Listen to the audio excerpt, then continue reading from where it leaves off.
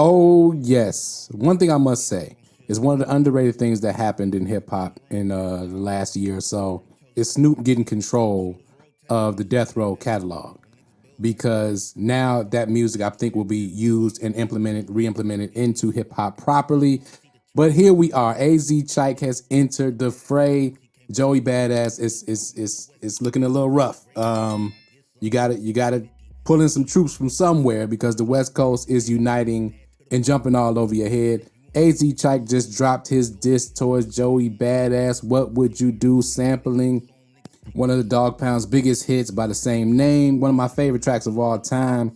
Let's get right into a breakdown. Finally, somebody dropped when I was not busy and had no previous obligations. Let's get right into it. Say it's the quiet ones you gotta worry about. I walk in, step on shit like a dirty house. One feature got boogers around 30,000. About the coast, already told you, nigga, watch your mouth. Shoulders rotating, I'm just getting in that mode. When niggas built like foam, of course they fold. The people's champ here, bitch, I'm who they chose. Now it's time to get your nostrils wiped like an itchy nose. See the chit chatter like chisel, don't get busy.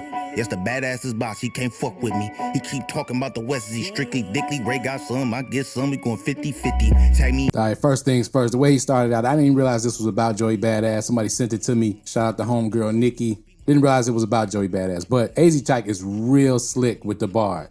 Okay? I walk in and step on Ish like a dirty house. It's real slick with the bars. Setting the scene, talking about how his feature got him up, rotating his shoulders, getting ready because Joey out here running his mouth. So him and Ray gonna split the body up 50-50 because Joey got the West in his mouth. That's what the Strictly Dickly bar is about. I ain't gonna lie, with some of the style, the way he spit, I can't understand that. Now it's time to get your mouses wiped like an itchy nose. I'm not getting that one, but I love the way he's staying true to the West Coast flow on this one, and he about to start getting real busy and turn it up. Let's go. Tag me in, time to get a nigga gone. Yeah, you bad to the ass, I'm just bad to the bone. Gave you a little snip, you wasn't even worth a song. Shout to opium, I'd show you on my loan. Are you a pro from your wearer, still ain't made a hit song. Nigga, stick to the script, should've stayed in your zone. Heard that game time board, nah, nigga on your dome. 6-hour flight, time to send a nigga home. Now, he also staying with the theme of the sample and what would you do if you get a dog pound? What would you do if you get caught with your pants down? In the intro, he's talking about what he would do in this situation with Joey stepping out against the West. Then he's making little references like yeah, you bad to the ass, but I'm bad to the bone. Get caught with your pants down. He's also making reference to, with the rulers back, Joey, that was only worth, a short mention from AZ Chike. Now he's gonna get him a whole song. That's what the OPM short-term loan is about. Those are those federal loans, OPM, federal loans, short-term loans. How you a pro from your era. You ain't got a hit song. Hitting the pro era. They all keep hitting on the pro era click, and how that didn't move the way it should have. He's gonna keep hitting on that throughout the record. And Joey kind of not leading anybody into any success with the pro era thing. Also mentioning Joey being on the West. Send him nigga home on the 6-hour flight. That's what that's referencing to. Joey Badass is on the West. As a matter of fact, they recorded the Red Bull Cypher on the West Coast, as most of that stuff is done in LA anyway. Let's continue.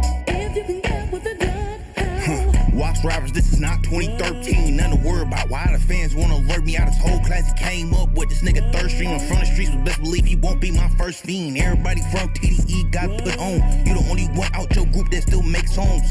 Fuck that bullshit you wrote for Post Malone. And barely that, it wouldn't work and start to act. This nigga think he could take a break and come back. All right. A couple accusations, a couple scathing bars there.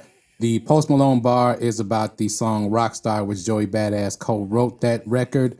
Kind of accusing Joey of trying to go pop there and said that didn't work, so you went to become an actor because you could not get your click on as far as the pro era is concerned. I mentioned that in the segment previous.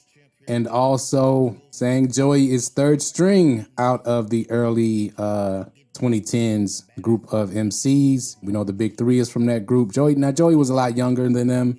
He came on towards the tail end. Kendrick and them and Drake and them was already popping when Joey Badass and Pro Era started, really. So calling him third string is a little unfair. And yes, I'm trying to shoot him some bail because they are jumping and it's getting bad. Also calling Joey a fiend because he fiending for attention. That's why I say I'm from the streets. This won't be my first fiend. Yeah, AZ is going off. And the beat and everything. This is what I'm talking about, where the beat and everything got to marry together. He about to switch up the style. It takes more than just bars in the battle these days. Let's continue. Fuck is up with that? What I got, a lyrical miracle, whip your ass, another body for the West, nigga, tear my glass. Niggas posting TDE, East, I can't believe they wanna sue or click up, nigga, take a seat. Boy, I'm wired and you tired, nigga. Take a knee, a cliff, bridge of faith. Don't give a fuck, nigga. Take a leap, oh Jew. I really be that man, let it be the bad news and come and fuck up your plans. I really write what I spit, I'm getting better with my hands. It's the best feature. I'm GNX coming to talk to you. Better go report back to 50 at a boss to you. Purposely get you possessed and put a cross to you. You got beef all over, how sloppy Joe. You this high rank rapper, when was your last paid show? Look at you, start from scratch, steady screaming you back, but who the fuck asked for you?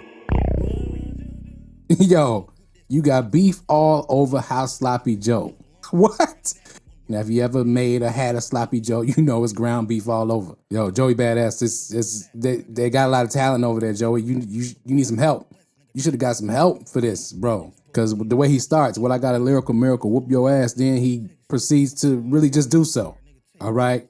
The F up your plans, bad news reference, the Tell My Glass reference, the Get You Possessed, the Joey Badass video, My Youth reference, the 50 Your Boss reference. Of course, we know Joey Badass is unique on Paid in Full. Raising Canaan, Paid in Full. I don't know where I got Paid in Full from, but this is the real talk third round. If you know anything about battle raps and things like that, most of the time, the third round is where they save the real talk for. And him saying who asked for Joey to be back is like real talk as far as, Joey, nobody asked for you to be back. You know this is a clout chase, and you're gonna pay for the clout chase. You shouldn't have went about it this way. We're gonna get you up out of here. Lyrically, rapping wise. And for all the people who are used to the drama and hip hop beefs, who've watched a lot of documentaries and things that don't really pay that much attention to the culture, I would like to point out one thing. Joey Badass, Pro Era, TDE, they have a long standing relationship. So this is not beef at all, okay?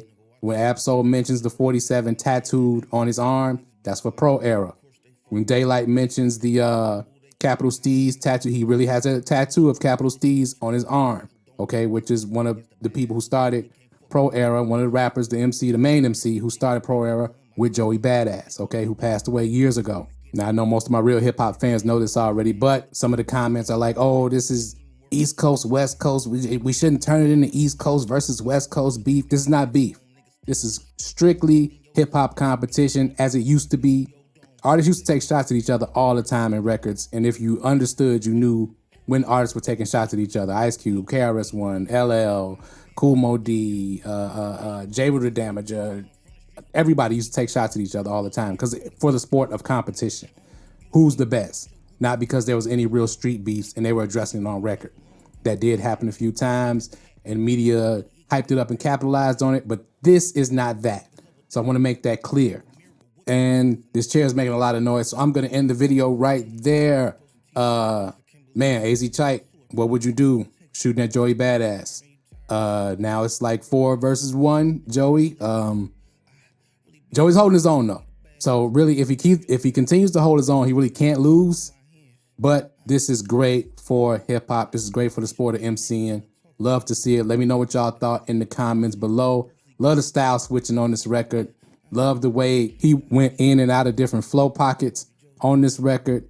Great performance in my opinion. Let me know what you thought in the comments below. Hit that like button if you haven't hit that like button yet. Hit that subscribe button if you're not subscribed. Share this video. Tell a friend and tell a friend. Patreon will be on the way by the end of the week. Thank y'all for watching as always, and we out.